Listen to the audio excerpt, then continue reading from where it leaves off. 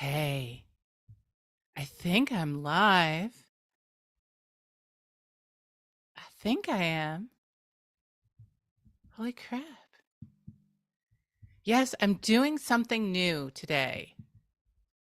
I am doing something new. New for me. I am going live on multiple channels at the same time. And it's been a few hours that I've been working trying to set this up. I don't know. Have you ever done that? Have you ever struggled through something or was trying to interact with someone and you just were getting angry? Oh gosh. I thought I was going to lose my shiz a few times today already. And it's so timely. It's so timely. So today I am talking about how to master your anger without it ruling you. Okay? So, because when we get angry, it's valid. It's an emotion. Drop me down a comment down below or in YouTube and let me know, like, the last time you got angry. Did it feel like it was valid? Yeah, it did, because it is. It's a valid emotion. We get to feel emotions. We're humans, and we get to feel those emotions. And so today I've been doing a few things, not specifically with my coaching business. One of the things, it's one of the things that I've loved doing throughout my entrepreneurial career is finding something that really interests me and diving in deep, playing around, having fun with it, pushing buttons, breaking stuff, and figuring out how to fix it. And sometimes I think that I am actually trying to distract myself from other aspects of business. And other times it's a game that I play that creates fun for me that pays me. So that was what I was working on today. I've been doing some voiceover work because it's fun and I've always wanted to do it. And I love my voice. And who wouldn't like my voice? And so that's one of the things that I've been playing with. I've also been exploring creating audiobooks for ACX. If anybody is interested in that, let me know because it's fun and it's interesting. I did my first voiceover job recently, and that is super exciting. And yeah, I was just falling down the rabbit hole. And then I said, well, today I also want to set up my Restreamio, which I've had for a long time, but I've just been struggling getting it set up so it would stream from Zoom. And so I'm pretty excited because I finally did it. But I did get angry along the way. It was not smooth sailing. I pushed buttons. I broke stuff. Then I fixed it. And during one of my breaks, I was reading, which this book, it's a very old dog-eared copy, but I absolutely love this book. It is Work as a Spiritual Practice. I highly recommend it if you can still find it.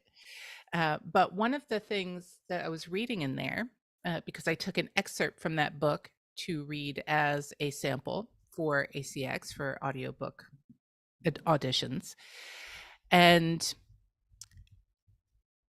it's all about emotional intelligence. And in regards to anger. And so, yes, we have the right to feel angry. But so often, we, you, me, and many other people can be ruled by their anger. And in cases where we're faced with injustices, yes, we can get angry. Yes, we have a right to be angry. We have a right to feel that anger. And doesn't it feel good sometimes when we react from anger? We feel justified. We feel vindicated, right? They deserved that angry response. They deserved to feel bad, right? Sometimes it feels like it's a little bit of a jab. I feel bad, so I'm going to make you feel bad. And so, yeah, we have a right to feel angry. But in those cases where we're reacting out of anger, we're damaging more things, right? And so I don't know if you've ever heard this story, but this teacher gives this kid a piece of paper. Crumple it up. Let me find a real piece of paper, not a tissue. This piece of paper. See how nice, white, and smooth it is? Oh, it's so white and smooth. But then we get a little angry, and then we get a little more angry, and then we get a little more angry, and then we get a little more angry. Oh, yeah, it feels good to squeeze that piece of paper. But now, how do we fix the situation? And this is both in reaction to maybe hurting somebody's feelings, saying something that we didn't mean out of anger. So somebody else's feelings and our own internal nervous system. All right. So right now, our nervous system and other people's feelings are all like crumpled up to this piece of paper. Well, now let's try to calm things down and make things a little bit better. Say, I'm sorry. Take a deep breath, all of that. But that piece of paper is still wrinkled. Smooth it down, but it's going to take a lot of work. And it's never going to quite be the same. Right? But it's never going to be that nice, smooth piece of paper it once was. Now, luckily, our nervous systems heal, but it takes a long time. Right? And so sometimes when we have those hard, angry feelings, they leave a mark within our nervous system. They leave a mark on the hearts of the people that we've shared our angry expression out to. Because it's like the, I'm going to hurt you. It's a subconscious intention when we're acting out of reflex. So, how do we change that? All right. It's hard to go back and fix things. Things will never be the same. You can break a glass and you can glue it together, but it will always have those little tiny cracks in it. So, how do we move forward, right, with more emotional intelligence so that we can recognize when we're angry and change our intention? Now, in the book that I mentioned, Work as a Spiritual Practice, the excerpt that I read was about the Dalai Lama, who he talks about anger, that yes, it is valid. We have the right to be angry. And it can feel we can feel justified with it. It can feel like a sense of vindication. But that's the crumpled paper, right? So instead, when we recognize that we're angry, we call it out. We call out the emotion. A very good friend of mine, Trina Chabot, she has the same first name, spelled differently, but she's the happiness quarterback, and she is famous for her emotion wheel.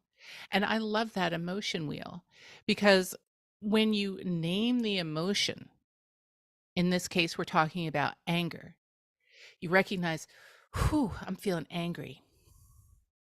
I'm angry. Maybe you just walk around a little bit and just say, angry, angry, angry. And so you're naming that emotion, right? And then focusing on the intention and bringing in compassion. Because nobody goes out of their way to do things that make other people angry, that make you angry, that make me angry on purpose. We may think they do, right? That idiot. He's just trying to make me angry. Likely not. Usually not. Nobody does that on purpose. They might react in a way that we perceive as mean, that we perceive as insulting. But think of yourself. When you get angry, when you snap at somebody, are you deliberately trying to be mean? No. What might you have going on in your own self? It's like, I'm tired. I'm frustrated. Nothing has been going right today. And somebody just asked me about it and I snap. I snap at them, right?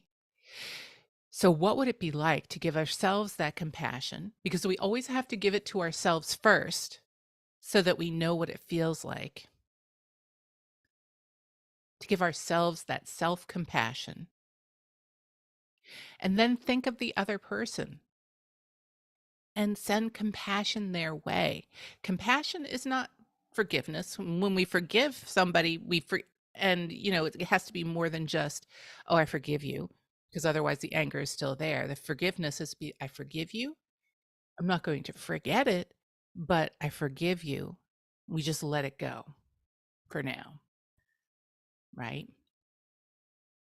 But the compassion is for the other person, because how must that other person be hurting to be reacting towards us in the way that they are? Now, the Dalai Lama also said another very important thing, that when we see injustices in the world, we have a right to be angry. But when we approach it with an intention of compassion, it allows us to act more intentionally and calmly to address the issue. So when we're all level 2 and we're all hitting, fighting, pushing back at each other, it's only going to create more force, more anger, more frustration. It's going to break things. It's going to make business more difficult. It's going to make relationships more difficult. So when someone is being difficult or imparting an injustice or doing something that is breaking something else or hurting something else, when we approach it from a place of calm and we know how we're feeling, like, yes, this makes me angry, but I'm going to work and regulate my own nervous system so that I can approach the situation differently, with calm, with compassion. Because what happens is when we approach a difficult situation with calm and compassion, the other person, the other person's energy has to change as it comes toward us. Because it's not going to be fist and fist, it's going to be fist here and compassion. And they're going to relax some. And that brings me back to the third part of a story that the person who wrote it? Lewis Richard, Lewis Richmond. Lewis Richmond wrote The Spirit Work as a Spiritual Practice. Fabulous book. He tells the story of a police officer who told this story about him on the job. And now the police officer had been meditating for several years, and he was on the job, and he did a routine traffic stop. And when he ran the plates, he found out that the car was stolen. And so he mastered his own energy. When he got out of the car, he left his gun in his holster. And as he was getting out of the car, he noticed that the driver of the stolen car had gotten out of the car, and he was standing with his arms crossed like this. And he was a big, burly guy. and he was looking kind of angry. He's big, big. And so when the cop approached him, he approached him in a very calm manner. And the car thief said, "I'm not going back to jail. You can't make me. I'm not going." And the cop approached him and said, "Well, you kind of got to go because this is what you did, and they have this conversation, and then the car thief says something like, "Okay, I guess I got to go." And then he said, "Oh, but you're never going to, you can't cuff me behind my back. I can't take that." And the cop says, "Well," he takes out his cuffs and he says, "Well, do have to cuff you. It's the law. It's what I got to do, but I can't cuff your hands in front." And then he cuffs his hands, puts them in the cop car, and they go. And so the interviewer who heard the story asked the cop and said, weren't you afraid?" It's like, "Yeah, I was, I was afraid. I was afraid. This was a big guy. It could have gone any way. But I just approached it using what I'd learned through meditation. And the results were very different. And the results were different because the police officer approached it in a way that was not force. He wasn't shouting, down on your knees, hands over your head." He was just saying, "Hey, dude, what's going on?" And so that gave the car thief a very different energy to bounce off of. That's an extreme example. Now, let me say, will this always work for a police officer? I don't know. Luckily, I'm not a police officer and I don't have to face those very dangerous situations. However, when you master your own energy, when you master your own anger, you go and you interact with whoever is difficult with you, their behavior will be different because they will be receiving different signals from you. Your body language is going to be different. Your facial expressions are going to be different. The tone of your voice is going to be different. Those are the energies that I'm talking about. It's not woo, it is real. And our nervous systems are wet wired to talk to each other.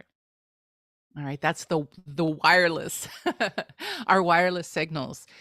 They're wired to talk to each other. How? Through our visual senses. We see, our nervous systems know body language. It knows facial expression. Haven't you ever been able to tell when somebody is lying, even though they're smiling at you? Maybe it didn't reach their eyes. Maybe they have a tell. All right, that's what I'm talking about here. And all of these things we can't control consciously. It's all coming through unconsciously. They're their micro expressions, tone of voice, all of that. And so that is giving the other person different energy to bounce off of. And so they have to react differently with us. So emotional intelligence is really how we master anger. We allow ourselves to feel it because we are emotional beings. We're allowed to feel emotions, whether it's anger, sadness, happiness, excitement, fear. All right. Suppressing them and denying them is not going to do us any good because then we're going to be working out of pure instinct. But when we recognize those emotions and call them out, and so that's a practice that you can do every day, all day. All right. Is when you have an emotion, name it. And then look at how your body is feeling. What are the beliefs going through your head? And then go on with the rest of your day. All right. Most people will only remember to do this when they're feeling an uncomfortable emotion. But you get to be really good at it when you're calling out the good emotions, the relaxed emotions, all right, the emotions that feel good, because that means that you're both aware of when you're not feeling good as well as when you are feeling good. So you know you're feeling good. And then when a stimulus comes that makes you not feel good or makes you angry or makes you sad, you start noticing it earlier and earlier. And that allows you to address the situation faster. Yeah, it's a lot of work. And you can do it on your own, but you don't have to do it on your own. If this is work that you would like to do with help and support, you know where to find me. All right. So that is what I have for you today. Seemed like it went a little all over the place, but yeah, this stuff works. And now you're going to watch me fumble around with figuring out how to stop a multi-stream live.